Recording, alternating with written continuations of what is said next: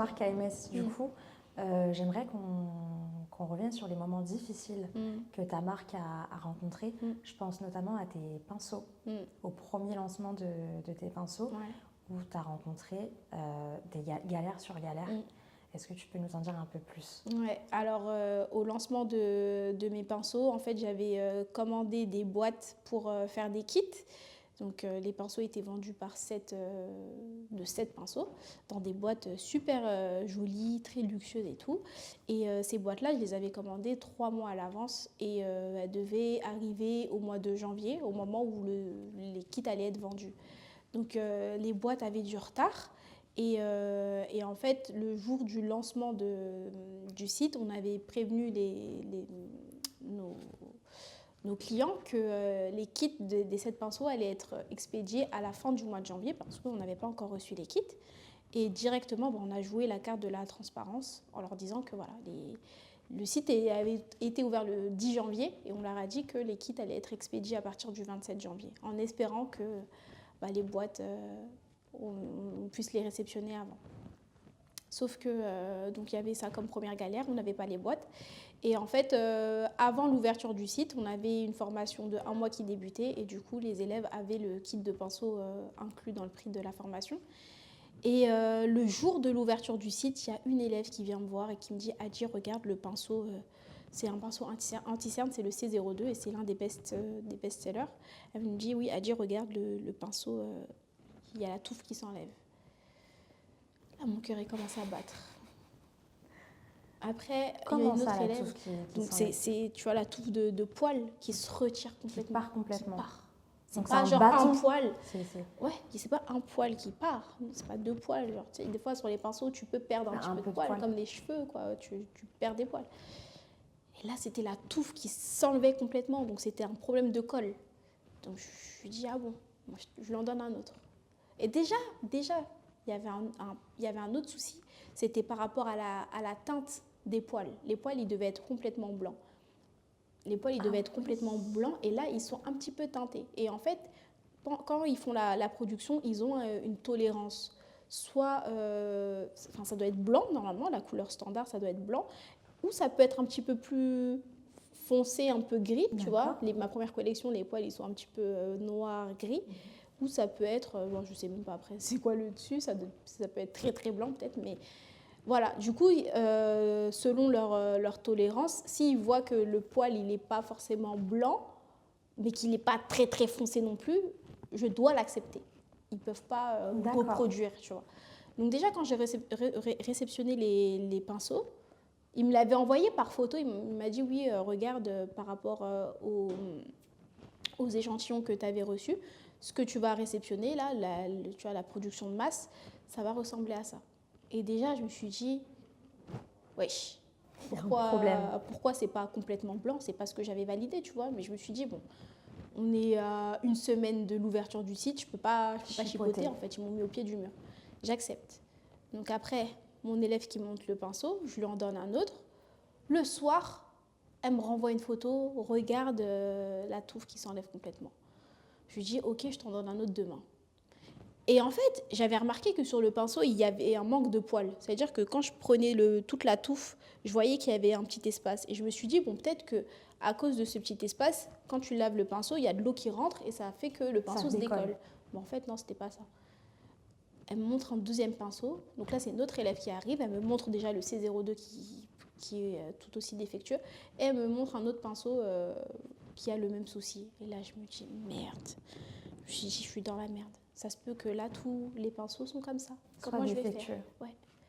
Comment je vais faire? J'ai commencé à paniquer. Et au final, on s'est rendu compte que c'était uniquement les deux pinceaux. Donc, c'était les 2 plus petits pinceaux de la collection. Le C02 et le C01. D'accord. Et là, j'étais mal. Les ventes étaient déjà ouvertes. J'étais mal toute la journée. J'ai pleuré. Quand je suis rentrée chez moi, j'ai pleuré. Le lendemain, toute la journée, j'ai pleuré. Et c'était la première fois que j'étais dans cet état-là. Parce que de base, je suis quelqu'un qui relativise assez vite et qui trouve facilement le bon côté des choses ou qui trouve une solution. Voilà, une solution, le bonheur dans le malheur. comme tu veux. Mais là, franchement, j'étais au bout du rouleau. Ah ouais, je me suis dit comment je vais faire. Et après, je me suis rendu compte que en fait, si j'avais pas reçu les boîtes à temps, c'était parce que c'était écrit et c'était pour me sauver, quoi. Parce que si j'avais reçu les boîtes à temps, j'aurais expédié tous les kits. Les pinceaux défectueux compris. Les pinceaux défectueux compris, et tout le monde aurait reçu des pinceaux défectueux et ça aurait été la fin, en fait. J'aurais perdu toute crédibilité et j'étais anéantie. J'étais anéantie. Et du coup, on a trouvé une solution par rapport aux boîtes. Au final, elles sont arrivées à temps au moment où on devait expédier les kits. Sauf qu'on a dû dire à nos clients que les pinceaux C01 et C02 n'allaient pas être envoyés de suite parce qu'ils étaient défectueux. Donc directement, on a joué la carte de la transparence. Et franchement, on n'a reçu que des messages de soutien. Et je pense que c'est très important quand il nous arrive des galères avec la marchandise ou quoi, d'être transparent avec les clients. Et ça paye en fait parce que on a reçu que des messages de soutien, d'encouragement, tout ça. Plutôt que d'essayer de magouiller, de dire oui, ça arrive bientôt, mais tu n'as pas vraiment de date, tu les fais tourner en rond. Les gens finissent par s'en rendre compte. Voilà, ils finissent par s'en rendre compte. Donc, dire la vérité, comme ça t'es couvert. Et puis, si la personne n'est pas contente, tu la rembourses. Tu vois. Donc après, il a fallu envoyer un mail au fournisseur. Et sachant que le fournisseur, c'est le même que Huda Beauty, que Sephora, que ça n'a pas pris n'importe quel fournisseur. Voilà. Et je me suis sentie... déjà, je me suis sentie humiliée. Et... Sous-estimée, pas prise au sérieux, tout ce que tu veux. Je dis, mais vous êtes des grands malades, vous. Parce qu'en plus de ça, eux, ils te mettent un peu une pression pour que tu prennes plus de quantité. Je leur ai dit, mais vous êtes des fous. En fait, à quel moment, ça va me donner l'envie de continuer de travailler avec vous? Comment vous voulez... Parce que du coup, vu que tu es une marque qui débute, ils vont moins te considérer par rapport à une marque qui est déjà bien en place. Et moi, je leur ai dit, écoutez, là l'investissement que j'ai fait, c'est par la sueur de mon front. J'ai travaillé, j'ai mis toutes mes économies. Il n'y a pas eu d'investisseur. Je n'ai pas fait appel à de banques ou quoi pour pouvoir financer ce projet. Comment vous voulez que je gagne en crédibilité, que je puisse imposer ma marque sur le marché et la développer pour pouvoir ensuite faire des commandes de plus grande quantité si vous me vendez de la merde? Si vous ne me considérez pas. Voilà, et si vous ne me considérez pas. Parce que c'est ton image qui en pâtit. Bien sûr. Et moi, je leur ai dit, ma marque, je vais l'emmener loin. Donc, c'est dès le départ, en fait, que vous me donnez de la qualité pour que je puisse gagner, impacter le marché et montrer que voilà, je suis en place, que je vends de la qualité et que j'ai pas peur des autres grandes marques qui sont en place, tu vois. Et mais je les ai remis à leur place. J'ai envoyé des pavés, je les ai incendiés et j'ai eu gain de cause. Donc, ils m'ont refait les pinceaux qui étaient défectueux, ils m'ont refait correctement. Et j'ai pu après avoir des réductions sur les prochaines commandes. Et je pense qu'il fallait ça pour qu'ils voient que j'étais pas... Que tu n'étais pas à négliger. Voilà, j'étais pas à négliger, tout simplement. Et je sais que là, pour les prochaines commandes, ils feront très attention. Et même d'ailleurs, par rapport à la première commande que j'avais faite, là, on a complètement changé de façon de conclure le contrat. Hein. Là, maintenant, je reçois encore plus d'échantillons. Ils me montrent, le produit standard, le produit qui peut être... pas défectueux, mais ce qui peut arriver au moment de la production de masse. Ils sont aux petits soins. Voilà. Je reçois des tableaux, tu vois, je dois signer des documents. Là, non, ça ne bloque pas. Ils te respectent. Ils me respectent. Ils me respectent. T'es quelqu'un. Voilà. Là, je suis quelqu'un. Mais c'était tout ce que je demandais, du respect, c'est tout. Et dans ces moments difficiles, tu as pu trouver du réconfort auprès de tes proches? Ouais, mon mari qui était là. Qui me rassurait et tout, mais sinon, j'en ai parlé à personne. Tes parents, ils n'étaient pas au courant de... Non, je leur dis pas. Déjà, de base, mon père, c'est le plus inquiet des deux. Donc, il vaut mieux pas lui dire? Ouais, il vaut mieux pas lui dire. Vaut mieux pas lui dire. Et même, ça servait à rien de leur dire. Vaut mieux que ça s'arrange. Je peux leur expliquer quand c'est déjà... Quand c'est arrangé. Voilà, quand c'est arrangé, mais de leur dire... j'ai pas envie de les mettre mal, en fait, qu'ils se fassent du souci pour moi, alors que, voilà, en soi, il y a des choses plus graves encore. Donc, dans la vie.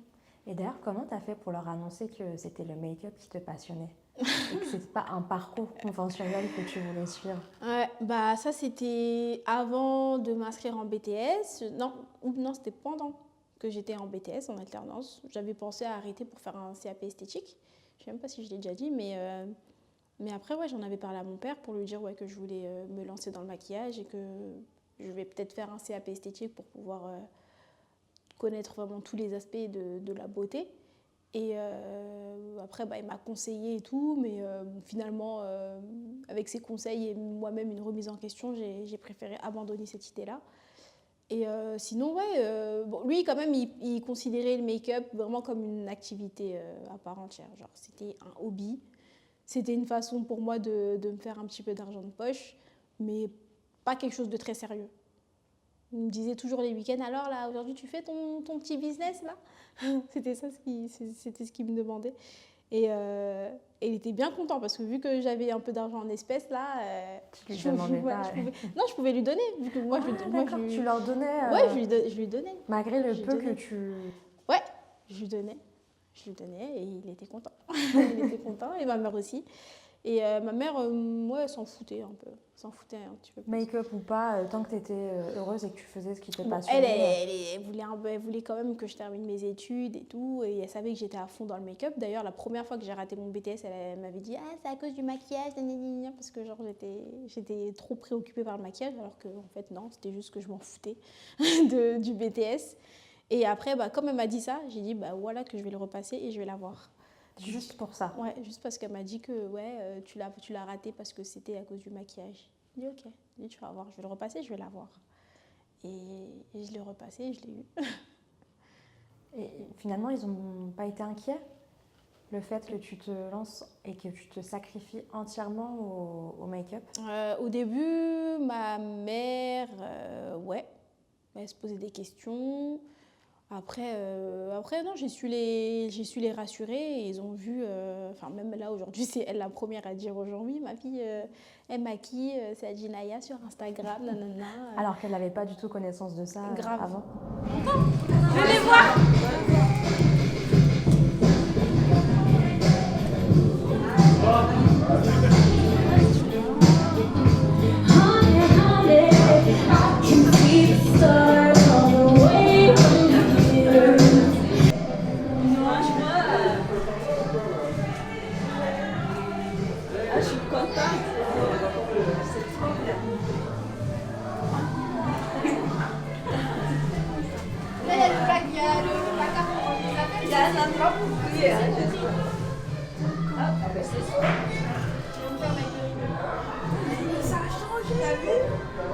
Ce qui m'a vraiment poussée à partir, à trouver plus grand du coup, c'était le fait de pouvoir avoir différentes salles, différentes pièces et pouvoir proposer des formations simultanément. Donc ce sera le cas ici dans ton nouveau centre de formation. C'est ça, parce qu'à Montreuil, c'était une seule et unique grande pièce. Donc on avait la formation de 1 mois, mais on ne pouvait pas proposer en même temps plusieurs formations différentes. C'est ça. Alors que là, on peut en proposer 2, 3, tu vois. Ça a été compliqué de trouver le local? Ah oui.